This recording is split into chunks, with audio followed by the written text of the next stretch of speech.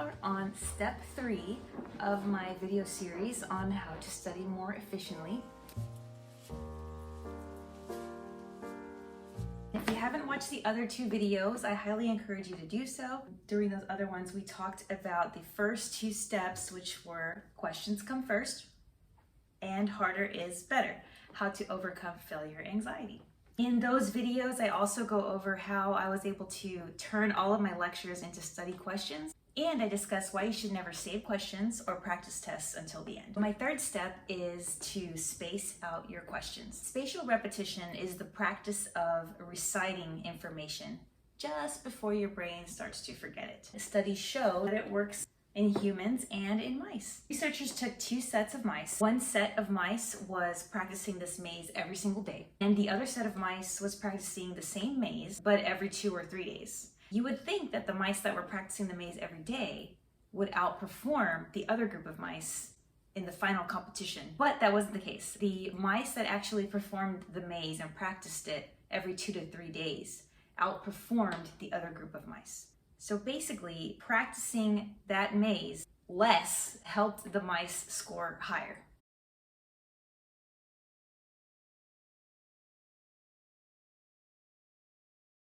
This is important because in the other videos, I really talked about studying efficiently and decreasing your time studying. Your brain works best when you have intense periods of study for shorter periods of time. And if you're studying the right way, you'll definitely need breaks. As I said in the other videos, you should be tackling hard questions, and you should be tackling questions first. This is really going to fatigue your brain. If you're not super tired at the end of a study session, you're probably not studying right. Spatial repetition can take lots of different forms, but essentially, if you learn something, wait at least 20 to 30 minutes, and then try to recall what you just learned. If you're just studying one day on your own, start studying a certain topic, then maybe study something else or take a break. 30 minutes later, come back to that same topic and see how many answers you can get right. Every time you see the same topic, your brain is going to remember that even more. It's going to reinforce that topic. And again, even if you're coming up with the wrong answers every time you look at those questions, don't worry about it. The act of trying to guess what the answers are builds synapses in your brain. This will work even if you aren't getting the questions right. So what does this look like in real life? Using flashcards is great. This is where Anki comes in, or Quizlet. You might have heard of those digital flashcard apps that will automatically shuffle your flashcards and have certain cards reappear, every couple of days. That's a good way to make sure you're doing it correctly. Flashcards are great because they enable you to shuffle the questions. A lot of people struggle with making flashcards because they don't know where to start. This is the method that I use to make my own flashcards. Basically, I find a question bank, right? Because that's what we discussed. So once you find a set of questions, try to answer them. Any question that you get wrong, ask yourself, what information am I missing that caused me to get this problem wrong? What information, if I had known it, would have helped me get this question right? Now you might make several different flashcards from the same question. Let's look at an example. So this is a question I found on statistics. It says, for the upcoming election, a newspaper has done a poll to see which candidate people would be willing to vote for. The small group of the population selected to take the poll is called A, and here you have your answer choices. So as we discussed, try to come up with the answer in at least 30 seconds.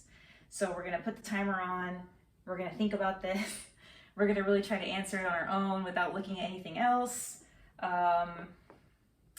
To see which candidate people would vote for. The small group of the population selected to take the poll is called A. So if it's a small group, it might be a sample, right? It's probably sample, that's what I'm thinking it is. Okay, that's my final answer. And it's been 30 seconds. So let's look at the answer. The answer is in fact B, sample.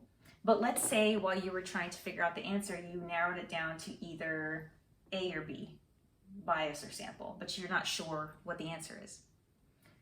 Now you ask yourself, what information, if I had known it, would have helped me get this question right? Well, let's say you don't know the definitions of sample or bias. One flashcard will be define bias. The other flashcard will be define sample. Then you can make a third flashcard that says explain the difference between bias and sample. So there you have 3 flashcards already just from one question that you didn't know. And I know the third flashcard seems a little bit repetitive, but that's what we want, right? If we repeat the same concepts, then when we add these flashcards to a deck of a bunch of other flashcards, we'll have that question come up in repetitive ways. And the more often you see something, the more you're going to learn it. So now that you have your 3 cards, ideally you want to add these cards to a bigger deck that you have. I like to use Quizlet, and so this is what Quizlet looks like. And you can easily make flashcards and add them to decks in Quizlet, which I really like. You can also categorize your decks and call them different things. So I would put this in a deck called statistics.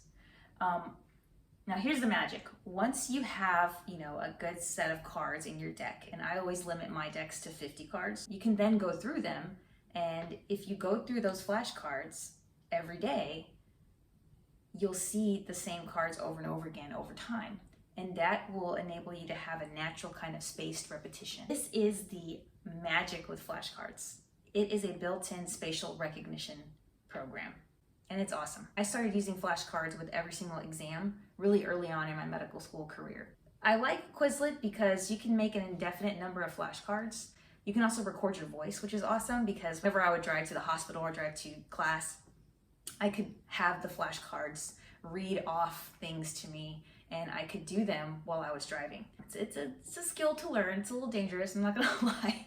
But if you can do flashcards in the car, you can get, 10 to 20 minutes of flashcards extra every day, and driving back and forth, that really adds up. So the trick is that you wanna review your flashcards daily. When I was studying for my USMLE test, I would make it a point every morning for at least 1 hour to study flashcards. My flashcard decks grew tremendously over time because I did not know a lot of things.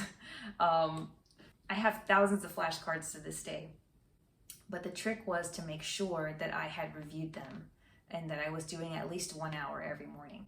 As the test drew near, I got a lot faster at doing the flashcards. I went from doing 1 hour flashcards to 2 hours, to 3 hours. And flashcards are awesome because, again, you can do them on the go. You can do them on the treadmill. You can do them with audio in the car, and they're quick. The amazing thing about the method I just taught you is that you're only focusing on the things you don't know. You'll see some people that use pre-made flashcard decks, which is fine, it saves time. But if you make your own flashcards, you're specifically targeting the things you don't know. You are specifically making hard questions for you. And I feel that over time, doing that will make your flashcards, when you practice them daily, more effective. And with flashcards, before your exam, you have an awesome way to review all the topics right before you sit down. The really cool thing is that now that I'm a resident, you would think I wouldn't have use for these flashcards, but I still do. When I know that I'm about to go on a rotation, I can actually open up the flashcards that belong to that topic and review them the night before I have to start my rotation. And it's great. It helps me to remember things that I might have otherwise forgotten.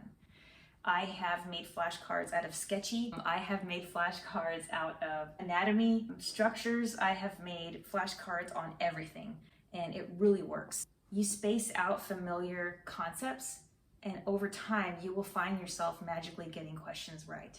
In a previous video, I talked about how there are some students who just magically seem to get questions right on tests. Well, this is one of those things that they do. They go over flashcards or they go over questions, and they end up remembering buzzwords. And those buzzwords get lodged way back in their minds. All these synapses that are being made, at some point they see a question on the test that subconsciously reminds them of a question they saw in the past or a flashcard that they did in the past. And all of a sudden they're just able to say, hey, I think the answer is this one. But they can't explain why. And the reason is they saw a question like it when they were studying, but they don't remember. And I really think that's why when you ask some of these students, how did you get that answer? This is why they look at you with a blank expression and they say, I really don't know. I don't know. It just seemed like that was the right answer. But now we know. They're doing a lot of questions and they're seeing the same topics repetitively, and they can point out and recognize patterns in the subconscious of their brain without even comprehending what they're doing, and they get the question right. The brain's a miraculous tool. Spacing out your questions will help you maximize its potential. use flashcards to create a spatial repetition program for yourself. Do flashcards every day for a set amount of time leading up to your exam, and you're going to be able to recall more information and recognize more right answers on the test.